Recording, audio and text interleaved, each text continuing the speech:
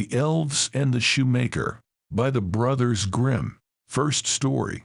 A shoemaker, by no fault of his own, had become so poor that at last he had nothing left but leather for one pair of shoes. So in the evening, he cut out the shoes which he wished to begin to make the next morning, and as he had a good conscience, he lay down quietly in his bed, committed himself to God, and fell asleep. In the morning, after he had said his prayers, and was just going to sit down to work, the two shoes stood quite finished on his table. He was astounded, and knew not what to say to it. He took the shoes in his hands to observe them closer, and they were so neatly made that there was not one bad stitch in them, just as if they were intended as a masterpiece. Soon after, a buyer came in, and as the shoes pleased him so well, he paid more for them than was customary, and with the money, the shoemaker was able to purchase leather for 2 pairs of shoes. He cut them out at night, and next morning was about to set to work with fresh courage, but he had no need to do so, for, when he got up, they were all ready made, and buyers also were not wanting, who gave him money enough to buy leather for 4 pairs of shoes.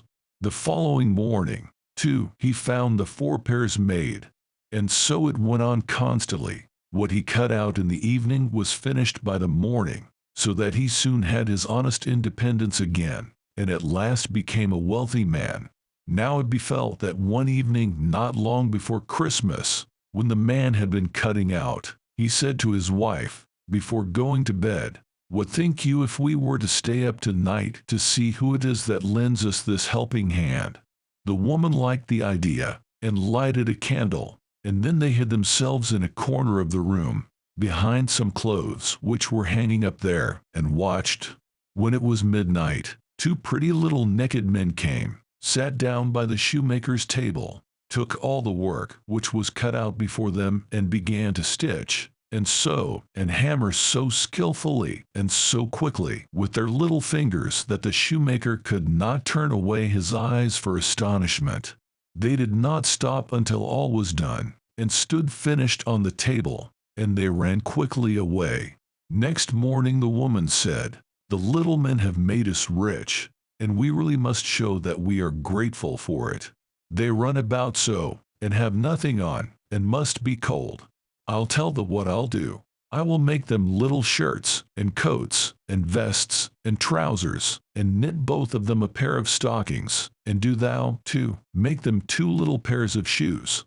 The man said, "I shall be very glad to do it." And one night, when everything was ready, they laid their presents all together on the table instead of the cut-out work, and then concealed themselves to see how the little men would behave.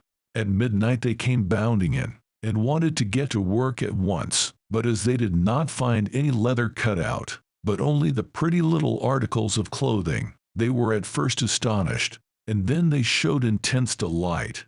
They dressed themselves with the greatest rapidity, putting the pretty clothes on, and singing, "Now we are boys so fine to see, why should we longer cobblers be?"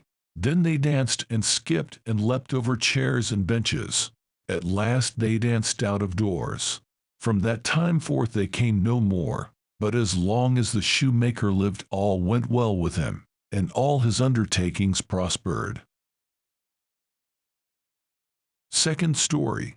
There was once a poor servant girl, who was industrious and cleanly, and swept the house every day, and emptied her sweepings on the great heap in front of the door.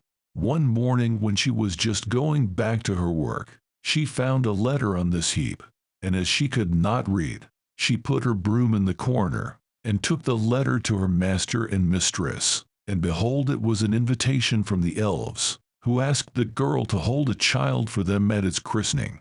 The girl did not know what to do, but at length, after much persuasion, and as they told her that it was not right to refuse an invitation of this kind, she consented. Then 3 elves came and conducted her to a hollow mountain, where the little folks lived.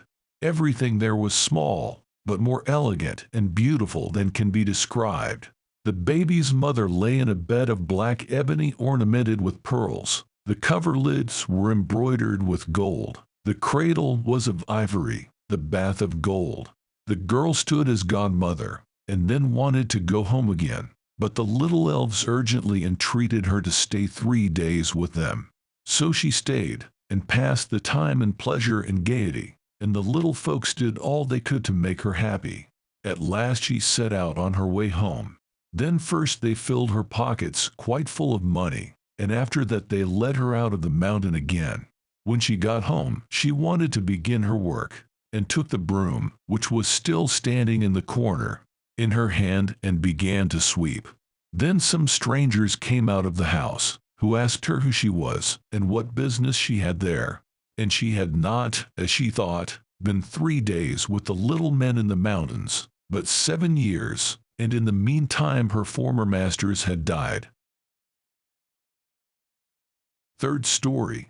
A certain mother's child had been taken away out of its cradle by the elves, and a changeling with a large head and staring eyes, which would do nothing but eat and drink, laid in its place. In her trouble she went to her neighbor, and asked her advice.